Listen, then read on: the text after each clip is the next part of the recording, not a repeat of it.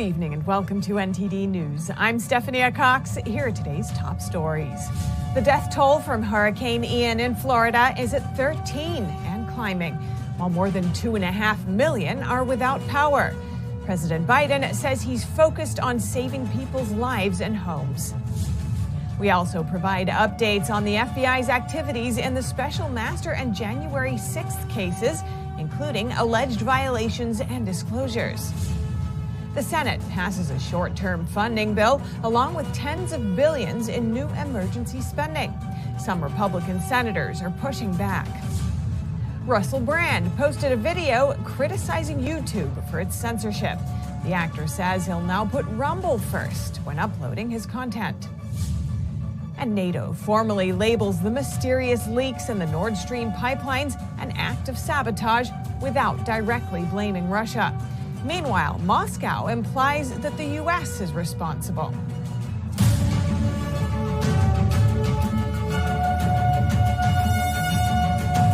More than 2.5 million people in Florida are left without power in the aftermath of Hurricane Ian.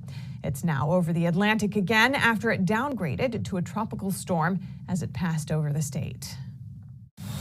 Hurricane Ian weakened into a tropical storm Thursday morning after making landfall near Fort Myers, Florida, Wednesday afternoon. The storm caused widespread damage and flooding in Florida.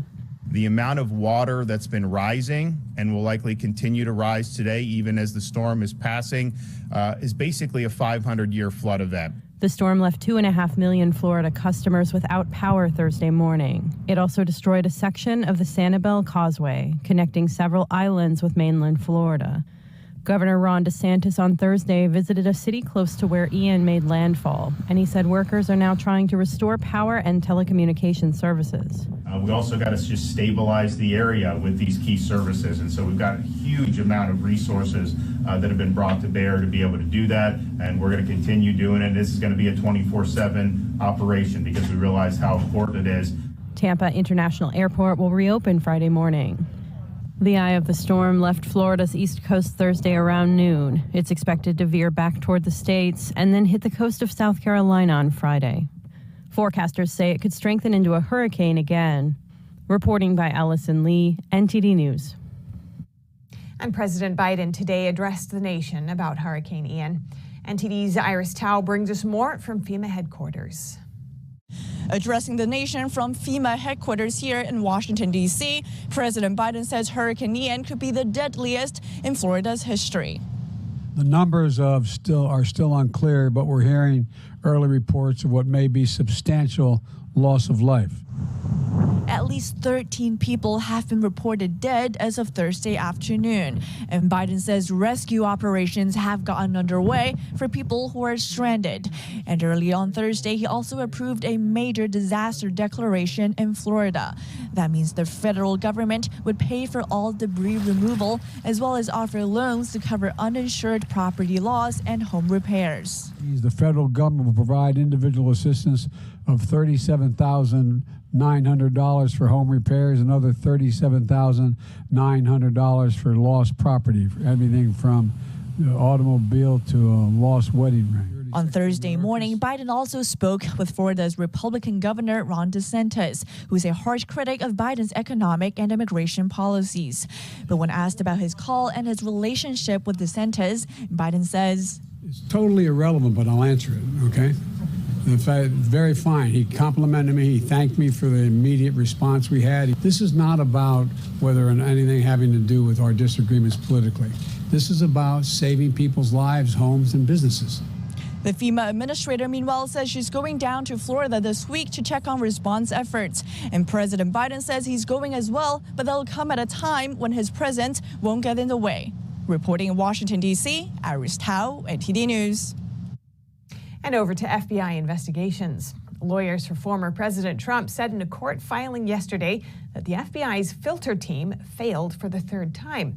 The lawyers claim the filter team allowed a privileged Trump email to get into the wrong hands. Meanwhile, the FBI has its hands full with the January 6th investigation. NTD's Arlene Richards reports. A privileged document contained in the seized Mar-a-Lago materials may have slipped through the cracks again. That's according to a recent filing submitted by the Trump team on Wednesday. The team claims investigators saw an email that may be privileged. They say this is the third time the government failed to prevent investigators from seeing privileged records. According to the filing, the government characterized the email as non-privileged. And in more legal filings, Judge Eileen Cannon signed an order Thursday that sides with Trump. She agreed that Trump doesn't have to certify the accuracy of the government's property list. Trump's team had claimed the special master didn't have the authority to require the affidavit. Special Master Judge Raymond Dearie now has until December 16, according to the new order. And there are new developments in the FBI's January 6 investigation. The New York Post reports 30 former FBI agents are defending suspended whistleblower Steve Friend. Friend alleged political bias at the Bureau over its handling of the January 6 Capitol breach probe. The whistleblower made several accusations, including being named as a case agent on January 6 investigations that he was not involved in, and that the FBI used excessive force in arresting suspects accused of misdemeanor offenses. The report states that Friend's supporters include a retired FBI Deputy Assistant Director and 5 former SWAT team members. In the case against the Oath Keepers, the judge says he won't disqualify jurors who have an opinion about the Capitol breach. District Court Judge Amit Mehta said it's normal to have views about January 6, and that as long as they can put aside their previous knowledge and show no emotional reaction, they can serve as jurors. Jury selection is expected to continue through Friday. And earlier this week, a defense attorney said in a court filing the government paid 5 informants to infiltrate the Oath Keepers, a group accused of conspiracy to breach the Capitol. And the government recently disclosed the informants did not provide evidence against the Oath Keepers. The government says only 1 informant will testify at trial. Arlene Richards, NTD News, New York. And conservative activist Virginia Thomas, the wife of Supreme Court Justice Clarence Thomas, appeared for an interview before the January 6 committee this afternoon. The committee is probing into her role and actions after the 2020 presidential election. They spoke for more than 4 hours. After the interview, the committee chairman said that Thomas told the panel she still believes the election was stolen. Thomas declined to answer any questions from the press. And the Senate this afternoon passed a short-term funding bill to keep government agencies open through mid-December. However, not everyone was on board. Here's NTD's Melina Weiskup with the details. This temporary funding bill essentially allows government agencies to operate under current funding levels through December 16th. This allows lawmakers to return back to their home states to campaign ahead of the 2023 midterm elections. Now, included in this temporary funding bill is tens of billions of dollars more in emergency money. That includes $12 billion more for Ukraine, along with another $1 billion to help American families cope with rising heating and cooling costs. Another $19 billion is designated to FEMA to help with disaster relief, such as helping to clean up after damage was caused by Hurricane Ian. Here are Senate Leader Chuck Schumer's floor remarks on the Senate floor just moments after that bill passed earlier today. It is a great bipartisan bill that is going to help a whole lot of people, and we're keeping the government open with ample time. Now, even though this bill did garner some Republican support, about half of Senate Republicans, 25 of them, voted no on it. For weeks now, many Republicans, such as Senator Rick Scott, Senator Mike Lee, and others, were pushing for a no vote on this because they wanted to make sure there was no extra spending attached to this bill. They also wanted to extend the clock here. So their goal was to provide a temporary funding bill that would expire in January rather than December. This way, they could wait until a new Congress is sworn in before passing the full 2023 funding bill. Under these circumstances, if Republicans were to take more seats in Congress, that would give Republicans more control over 2023 spending levels. So that was their goal here, although that was not successful, obviously, in the Senate. Now, for the same reason, Republican Whip Steve Scalise in the House is right now whipping a no vote on this temporary funding bill. But even with Republican pushback, Democrats are in control of the House, so they will easily pass this tomorrow and send it off to President Biden's desk. Reporting in Washington, D.C., Melina Weiskup, NTD News. 6 states are suing President Biden and the Education Secretary for their plan to cancel federal student debt. At the same time, the Biden administration is scaling back eligibility for the plan. The 6 states are Arkansas, Nebraska, Missouri, Kansas, South Carolina, and Iowa. These states say the plan to cancel student debt is an unlawful and arbitrary action. They said in a statement that the plan will, quote, unfairly burden working class families and those who chose not to take out loans or have paid them off with even more economic woes. On the same day, the Education Department changed its guidance and scaled back eligibility for the plan. Now, if someone has student loans held by private lenders, they have to be consolidated before September 29th to be eligible for the debt relief. An administration official says the change will impact around 770,000 people. And an update on a story we reported on last week. Fintech giant PayPal has reinstated 3 related accounts they had shut down, that of the Free Speech Union, the Daily Skeptic, and a key figure behind both organizations. Toby Young is the outlet's editor-in-chief and the union's founder and general secretary. And he says that while he's still waiting for PayPal to explain the reason behind the shutdowns, that it should be illegal for financial services companies to discriminate against customers based on their political beliefs. I spoke with him earlier today. Toby Young, welcome to our show. Thank you for joining us. Thank you.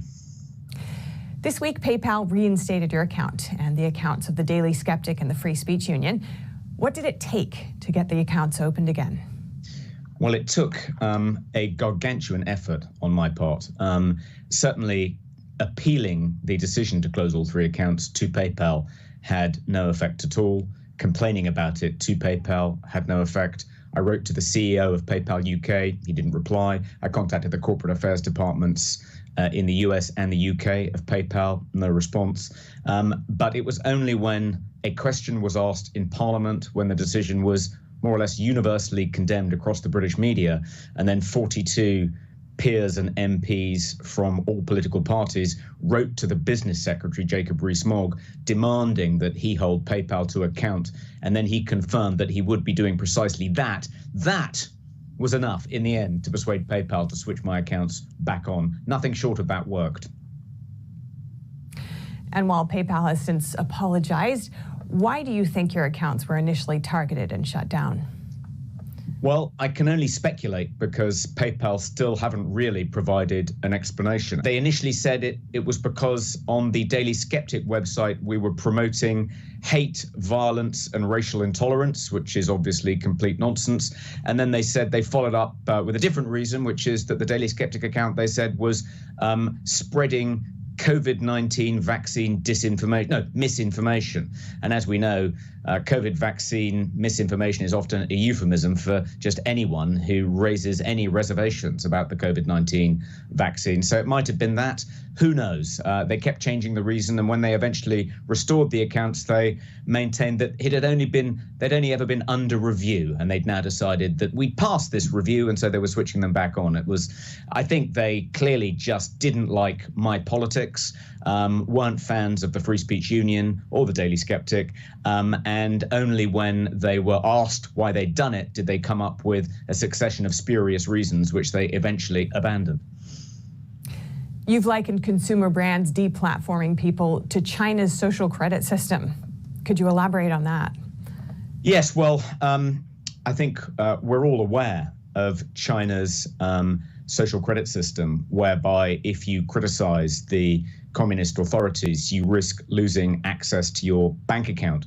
And that's now beginning to happen in the West. So PayPal deplatforming groups and individuals whose perfectly lawful views the company disapproves of, I think is an example of something like the Chinese-style social credit system being introduced in the West, except instead of ideological conformity being enforced by the Communist Party, it's being enforced by woke corporations in California. But it's a very sinister development, and we need to nip it in the bud.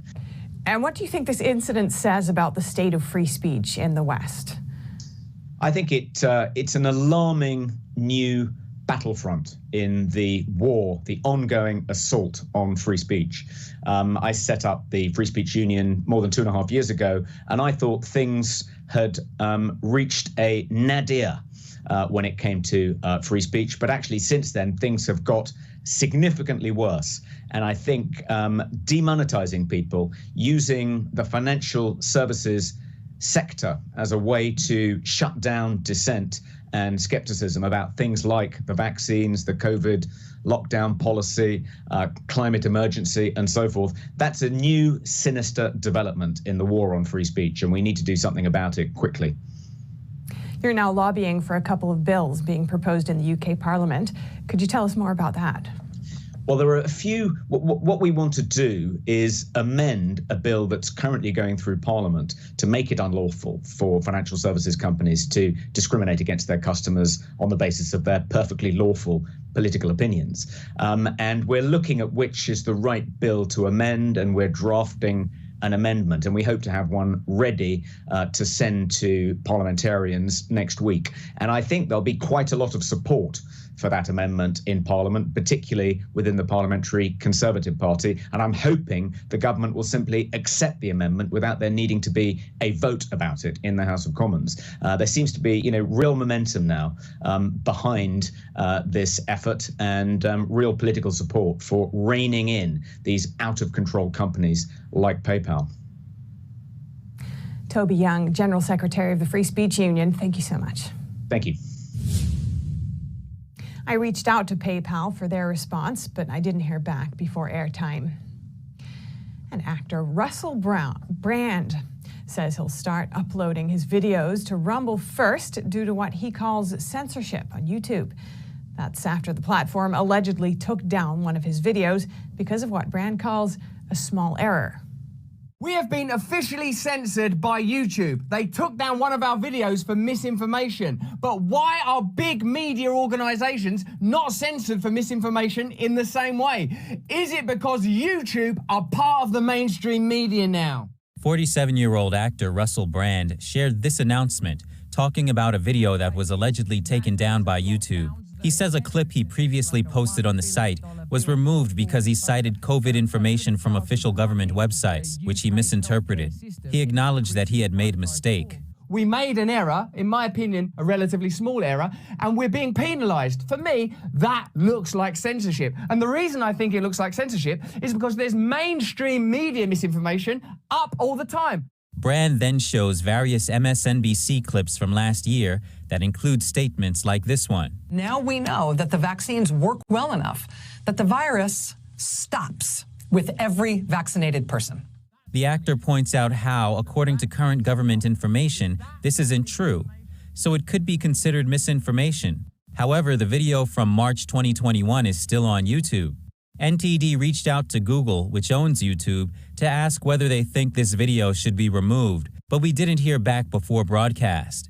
Brand says he'll now prioritize a different platform. We're moving to Rumble. All of our content is up on Rumble first, and we'll be streaming on Rumble every day. We know that Rumble has a reputation in some quarters for having certain particular biases that we are beyond. The actor said it's not about left versus right, but about getting his message to the people. Reporting by Arian Pastar, NTD News. The Pentagon has unveiled another arms package for Ukraine's combat with Russia. The cost is $1.1 billion. Officials in the U.S. say the package includes launcher systems, munitions, and various drone and radar systems. The weapons will be produced by the industry rather than pulled from U.S. weapons stockpiles. This latest package brings the total amount of U.S. assistance to $16.2 billion since Russia invaded Ukraine in February. And Russian President Vladimir Putin is set to sign documents tomorrow proclaiming Russia's annexation of 4 Ukrainian regions. Putin's annexation ceremony will be held in one of the Kremlin's grandest halls, with the pro-Russian leaders of Kherson, Zaporizhia, Donetsk, and Luhansk. The Kremlin said that during the ceremony, agreements on the accession of new territories into the Russian Federation will be signed by the 4 figures. Putin is expected to deliver a major speech on the subject. Russia says the move will lead to the formal annexation of 15% of Ukraine's territory. Kyiv said it will be met with a robust response and has killed off chances of reviving peace talks. Washington and the European Union are imposing additional sanctions on Russia over the annexation plan. Even some of Russia's close traditional allies, such as Serbia and Kazakhstan, say they will not recognize the move. And the world still doesn't know who's to blame for the attacks on the pipelines that carry Russian gas to Europe. Sweden says it has discovered a fourth leak, and the EU and Russia continue to investigate. NATO issued a press release today formally labeling the leaks as the result of sabotage without directly blaming Russia.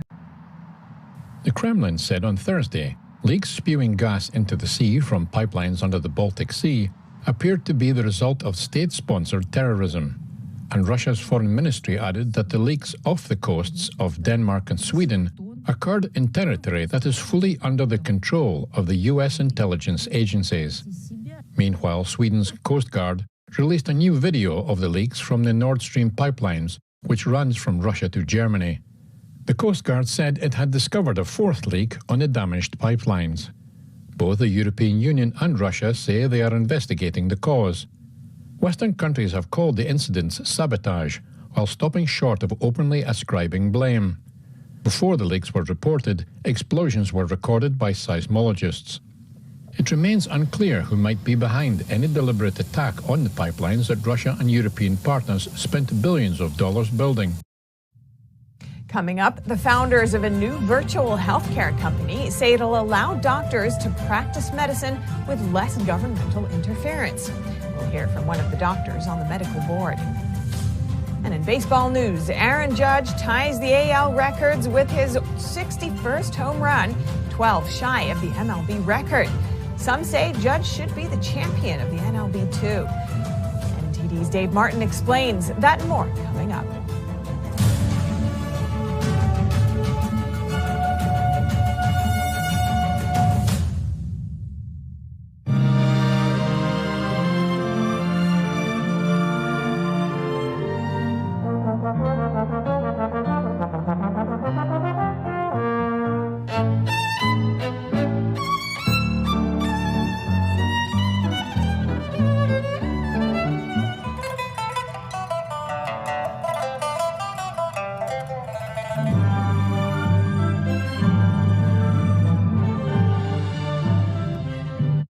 I'm Smokey Bear, and I made an assistant to help you prevent wildfires. Dude, I've got this. I've been camping since I was 5 years old. But I am a camping influencer. You know what? I'll bet you $5. Okay.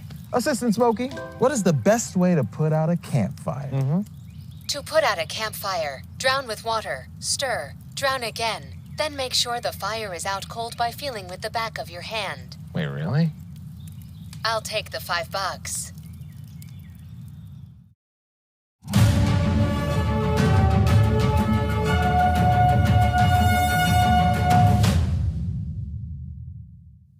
During the pandemic, many doctors were censored and even fired for recommending alternative ways to prevent and treat COVID-19. NTD's Jason Perry spoke with Dr. Harvey Risch about a newly launched virtual health company. Risch says it may give doctors more freedom. Telemedicine isn't all that new. It actually became much more popular during COVID when people were trapped at home. Dr. Harvey Risch is the chief epidemiologist of the Wellness Company's chief medical board. The Wellness Company is a new virtual care and health education company specializing in individualized health care. Risch explained that one of the main reasons the Wellness Company was formed was in response to government and regulatory overreach. He used hydroxychloroquine as an example. You could prescribe it for hair loss, you could prescribe it for rheumatoid arthritis, lupus, and so on, where it's used routinely day in, day out.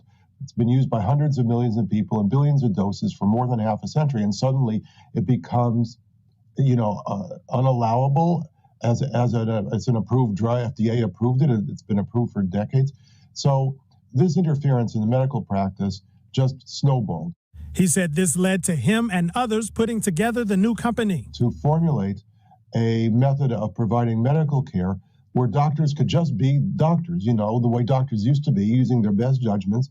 Even if it wasn't perfect, they did their best from their experience. And if it didn't work, they learned and they figured out how to improve. And that's how medical care has always been, to let doctors just use their best judgments, independent of this heavy hand of government and corporate medicine. He explained that patients will be able to connect with doctors throughout the entire state where they are seeking care via a video call. He says an in-person interview with a doctor for acute care is about $50, and patients can file the receipts with their medical insurance. For more information, you can visit online at twc.health. Jason Perry, NTD News. And now over to sports news. Here's NTD's Dave Martin with today's top stories. Aaron Judge hit his 61st home run of the season last night, tying the American League record set by Roger Maris back in 1961. That stood as a Major League record until it was passed by Mark McGwire in 1998. Barry Bonds would eventually pass him 3 years later, hitting 73. Yet allegations of steroid use have followed both players, keeping them from the Hall of Fame. Baseball didn't start drug testing with penalties until 2004. Maris' son, Roger Maris Jr., said he considers McGwire's and Bonds' home run totals to be illegitimate, and that if Judge passes the record, he should be considered the champion. The Yankees' next game is at home Friday against the Orioles. In college football, University of Nebraska punter Brian Buschini apologized Tuesday after posting a tweet in support of Italy's new Prime Minister, Giorgia Meloni. According to a screenshot from Outkick.com, Buschini had originally tweeted, "All glory to God, love this," on a speech from Meloni's from 2019 that went viral. In this speech, Meloni, part of the Brothers of Italy Conservative Party, promoted family values and said she wanted Italians to return to religious and traditional morals. And tonight in baseball, 6 games are on the schedule, including an Angels Athletics game with two-way star Shohei Ohtani on the mound. The reigning MVP is 4th in the AL with 14 wins, and offensively, his 34 home runs are good for 4th in the league. And in college football tonight, South Carolina takes on South Carolina State, while 19th-ranked BYU battles Utah State. In the pros, the undefeated Miami Dolphins will play at the Cincinnati Bengals on Amazon Prime's Thursday Night Football. That's all for your sports news today. Back to you, Steph. Thanks, Dave. And that's all for today's news. Thanks for tuning in. I'm Stephanie Cox.